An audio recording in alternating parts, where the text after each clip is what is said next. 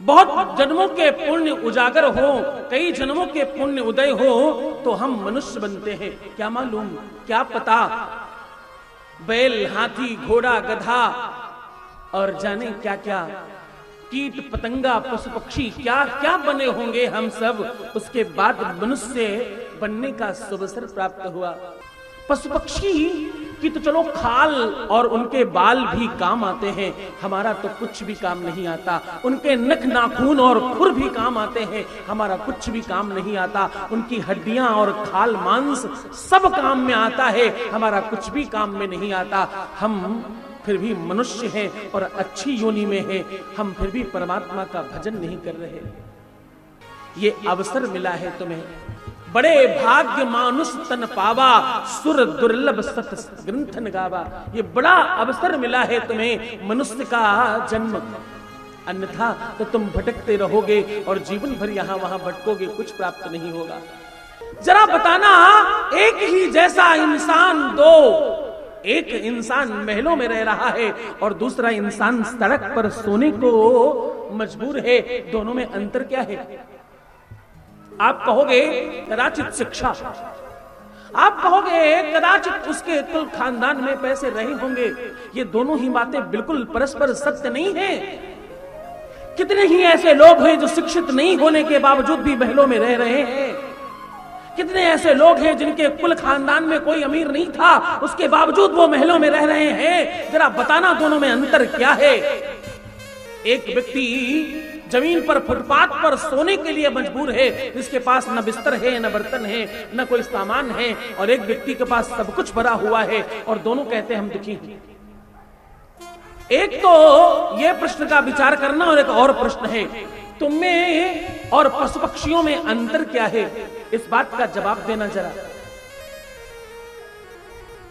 तुम में और पशु पक्षियों में क्या अंतर है?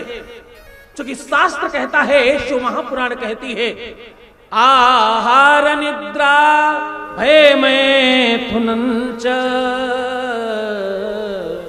सामान्य में तत्पशुभिर्निराणाम ज्ञानाम हितेषाम अधिकम वशिष्ठम ज्ञानेन हीना पशुभिर समान। क्या अंतर है पशुओं में और इंसान में? तुम भोजन करते हो, तुम सोते हो, तुम भयभीत होते हो और तुम संतान उत्पन्न करते हो, तुम अपनी नैतिक दिनचर्या करते हो।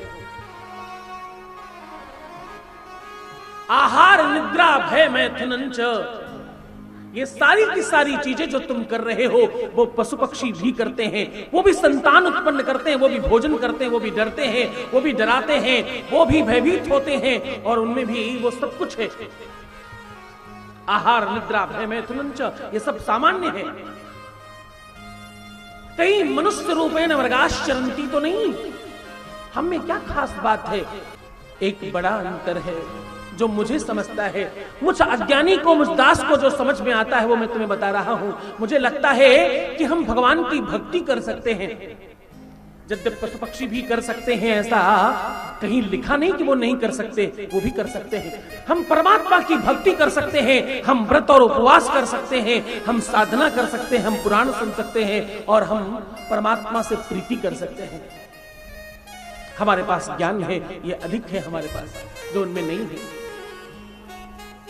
आज अगर गाय ये सोचे कि मैं नवरात्रि का व्रत करूं तो संभव हो सकता है क्या?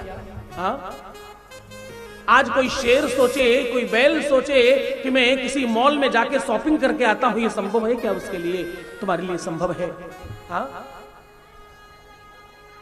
तुम खूब श्रृंगार करते हो, खूब अच्छे वस्त्र पहनते हो, खूब शिक्षित होते हो, खूब संपन्न होते हो, बैंक बैलेंस करते हो और घर बनाते हो।